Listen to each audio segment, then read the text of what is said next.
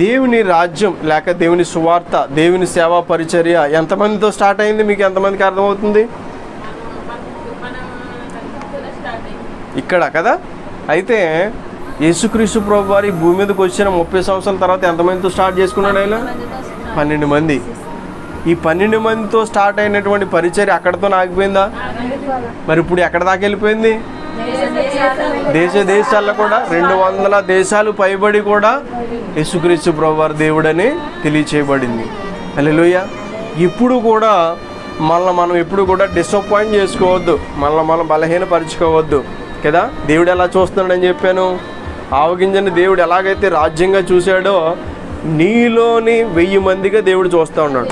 ఎంతమంది నుంచి నీలో దేవుడు? ఒంటరి అయినటువంటి వాడు ఎంతమంది అవుతాడంట? ఎన్నిక లేనటువంటి వాడు బలమైనటువంటి జనంగా దేవుడు చేస్తాడట. హల్లెలూయా. మన సంఘ